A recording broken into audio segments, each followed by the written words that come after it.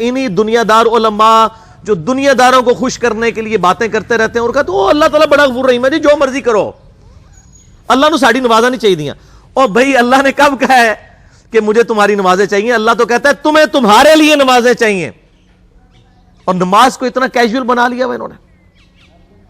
صحیح مسلم کے اندر حدیث ہے، آپ صلی اللہ علیہ وآلہ وسلم نے فرمایا بندے کے کفر اور اسلام کے درمیان فرق ہی نماز ہے. جو نماز پڑھتا ہے وہ مسلمان ہے، اور جو نماز نہیں پڑھتا وہ پاکستان کے شناختی کارڈ میں مسلمان ہے، اللہ کی ڈیفینیشن میں وہ عملاً کافر ہے. صحیح مسلم انٹرنیشنل نمبرنگ کے مطابق 246 نمبر حدیث ہے. آپ جا کے پی ڈی ایف کھول لیں، اسلام 360 میں جا کے 246 نمبر حدیث صحیح مسلم کتاب الایمان چیپٹر میں کھول کے دیکھ لیں کہ بندے کے کفر اور اسلام، شرک اور اسلام کے درمیان فرق ہی نماز ہے. آپ بے شک اپنے آپ کو مسلمان کلیم کرتے رہے، لیکن وہ شناختی کارڈ والا مسلمان ہے، نکاح طلاق والا مسلمان ہے، اس کا جنازہ بھی پڑھ دیا جائے گا، پیدا ہوگا اذان بھی دے دی جائے گی. اللہ کے حضور وہ مسلمان نہیں ہے، وہ بس کلمے کا ہی ہم احترام کرتے ہیں، ادروائز تو عملاً کافر ہے وہ.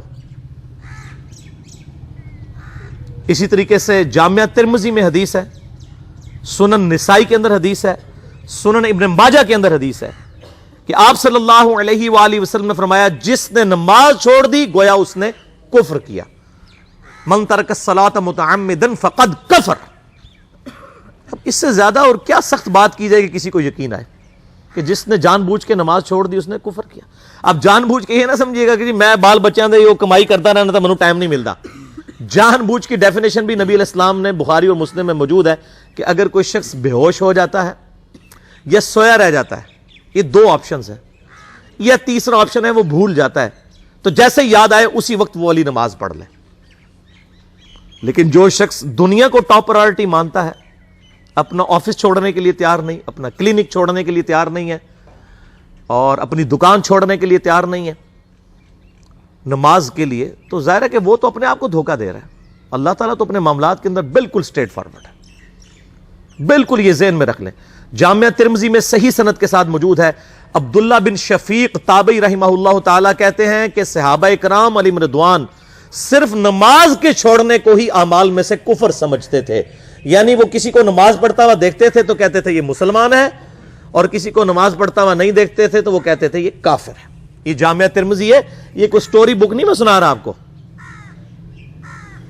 مسند احمد میں صحیح سند کے ساتھ حدیث ہے، نبی صلی اللہ علیہ وآلہ وسلم نے معاذ ابن جبل سے فرمایا معاذ اللہ کے ساتھ کسی کو شریک نہ ٹھہرانا، خواہ تمہارے ٹکڑے ٹکڑے کر دیے جائیں، تمہیں سولی پہ چڑھا دیا جائے، تمہیں آگ میں جلا دیا جائے، اللہ کے ساتھ کسی کو شریک نہ ٹھہرانا. اور معاذ نماز بھی نہ چھوڑنا، کیونکہ جس نے نماز چھوڑ دی اللہ تعالیٰ کے ذمہ کرم سے وہ نکل گیا، اللہ کے حضور اس کے لیے کوئی حصہ نہیں ہے جس نے نماز چھوڑ دی. کتنا کریٹیکل ایشو ہے. اور اسی طریقے سے مسند احمد میں ہی ایک اور حدیث ہے کہ آپ صلی اللہ علیہ وآلہ وسلم نے فرمایا جس شخص نے اپنی زندگی میں نماز کی حفاظت کی، قیامت والے دن وہ نماز اس کے لیے نور ہوگی، نجات ہوگی اور اس کے حق میں دلیل ہوگی. اور جس نے نمازوں کی حفاظت نہیں کی اس کے لیے قیامت والے دن کوئی نجات، کوئی نور اور کوئی دلیل نہیں ہوگی، الٹا اس کا حشر قارون، فرعون اور ابی ابن خلف کے ساتھ ہوگا والعیاذ باللہ تعالی. یہاں تو ہم کہہ دیتے ہیں یا اللہ جو کچھ بھی ہے تیرے محبوب کی امت سے ہے، یعنی یا اللہ ہم نے تو اپنی اصلاح کوئی نہیں کرنی، ہمیں اسی طریقے سے ہی قبول کر لیں والعیاذ باللہ تعالی.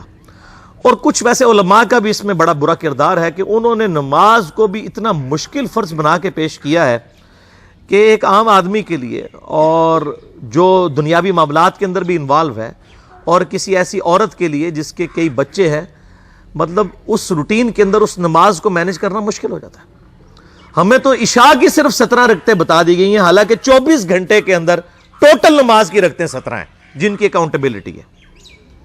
اور میں یہ بڑے یعنی وثوق کے ساتھ ایک ذمہ دار مبلغ کی حیثیت سے یہ بات کر رہا ہوں. آپ صحیح بخاری اور صحیح مسلم کھول کے دیکھ لیں، فرض نمازوں کی تعداد جو ہے وہ 5 آئی ہے اور ان کی رکعتوں کی تعداد بھی بیان ہو گئی ہے. فجر کے 2 فرض، ظہر کے 4 فرض، عصر کے 4، مغرب کے 3 اور عشاء کے 4.